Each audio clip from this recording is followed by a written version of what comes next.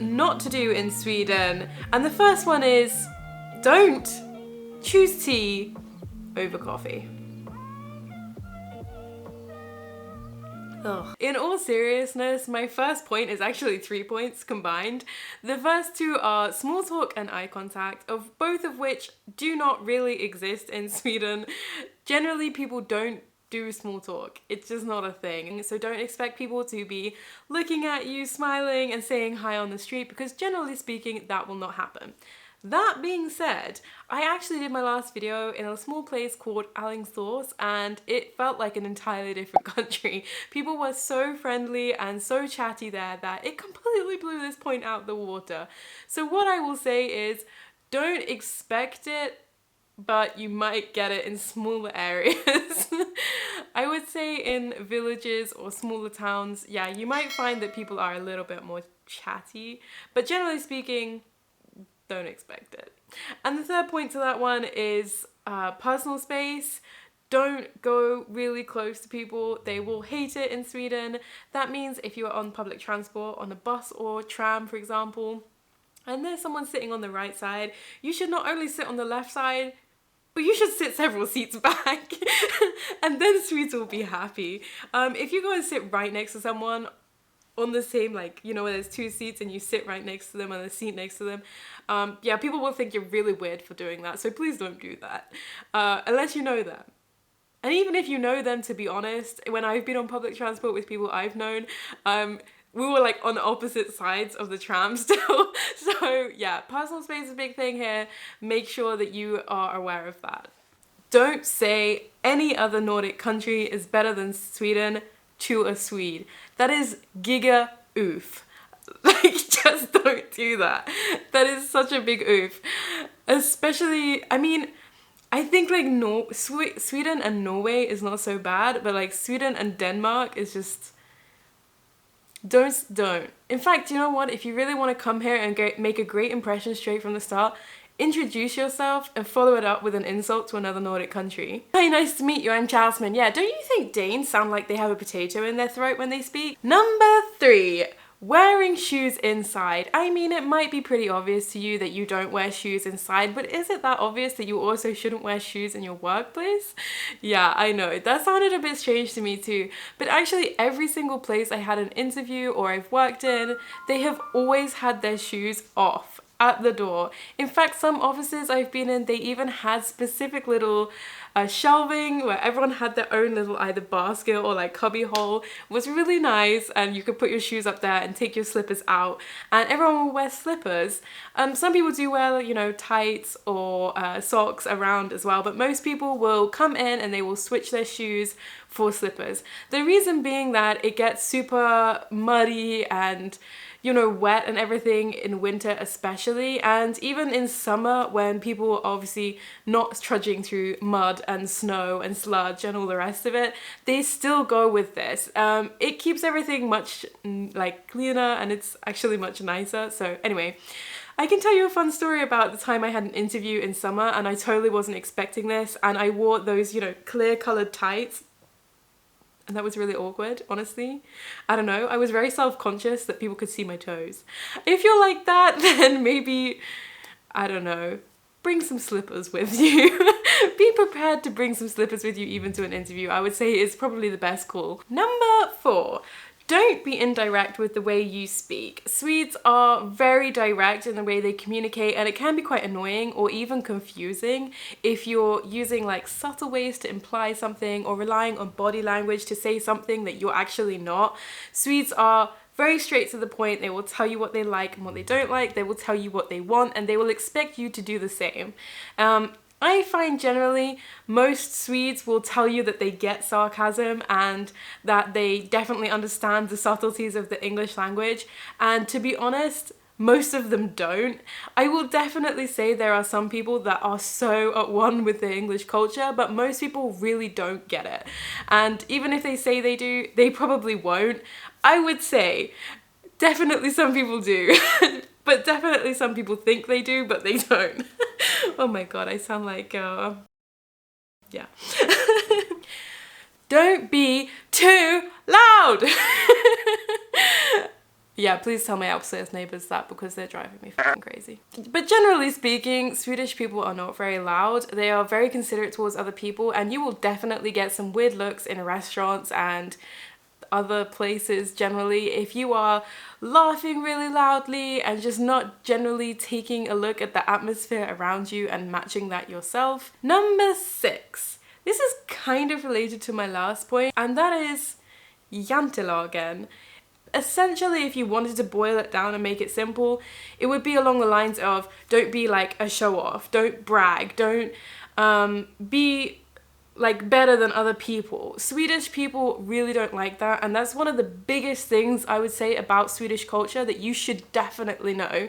But please know that if you look up Jantelagen, like what is Jantelagen in English, you will actually get some really strange responses. When I looked it up about a year ago, I found a lot of racist stuff that was saying that immigrants shouldn't be coming to the country, immigrants shouldn't try and teach like any Nordic people things or think that they know better than them when they don't. And it was like, what? This is totally not what it's about. People usually really value your ideas, but it's the way that you portray them, and that's really what Jantelagen's essence is about. It's about your personality and the way that you portray yourself, and not coming across like I know better than you and I am better than you. So yeah, definitely look into that if you're thinking about coming to Sweden, because I just think it's a really nice way, and once you understand that, you understand a lot more about Swedish culture. Number 7, don't be surprised if Swedes don't do stuff in excess. You might have heard of the principle of lagom before. I know I've mentioned it, but I've not really explained it. But usually I find that this is related to food, as in don't have anything in excess. Lagom can translate to moderation or imbalance. I think the best way to explain it is actually just the right amount, I guess. But it does not just apply to food, it applies to everything in life. Don't study too much, don't work out too much, don't eat too much. There's only really one thing that I can say lagom definitely doesn't apply to in Sweden, and that's drinking.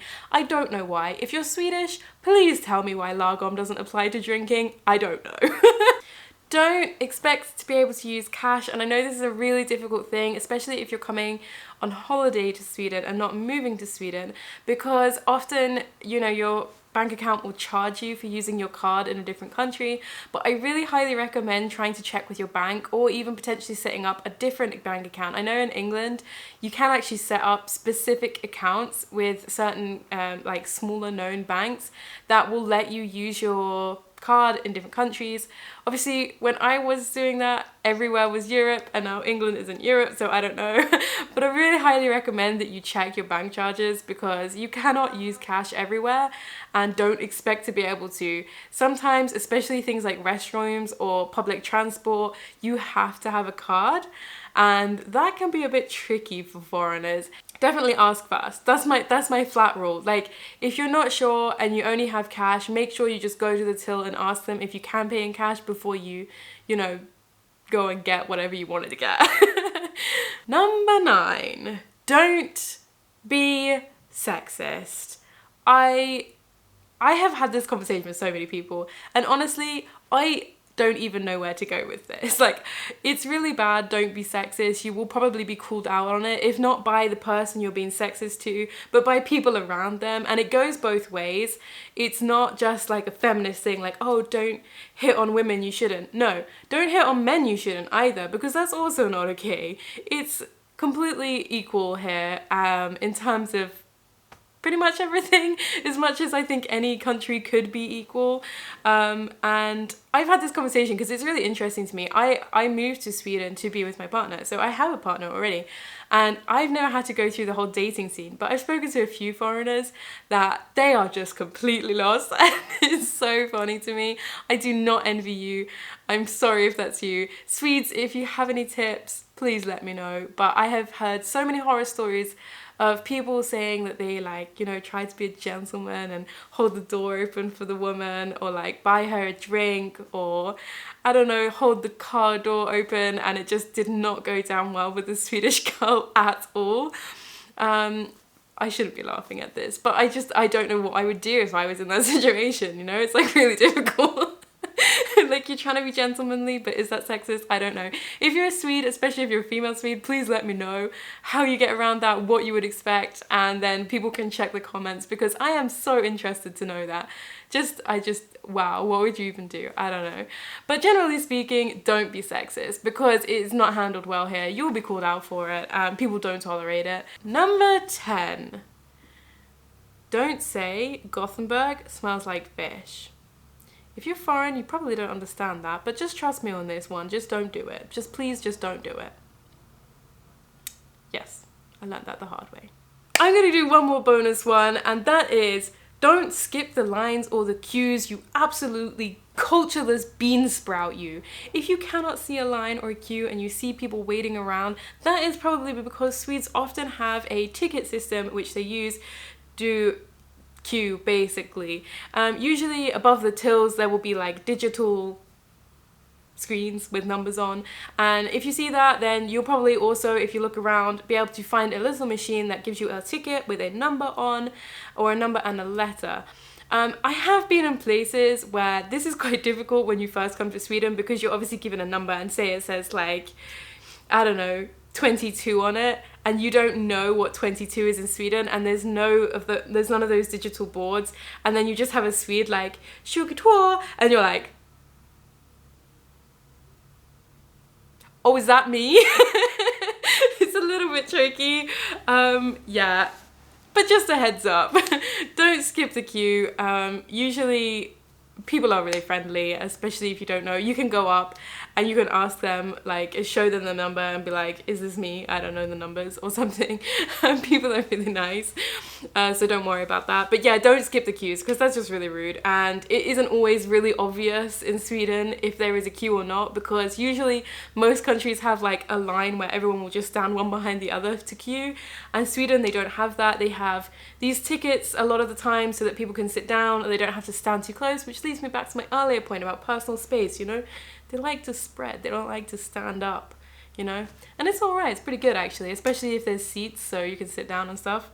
So don't be a cultureless bean and skip the queue, okay? That was definitely more than 10. What was that? 14, 15? I don't know. If you have any more tips that you want to share with foreigners, or if you've experienced anything in Sweden that you want to share, please do leave them down in the comments, because I'd love to hear. And if of course you have any questions for me, then also comment, because I love to help people out and I love to hear from you guys. Thanks again, and I will see you next time. Bye!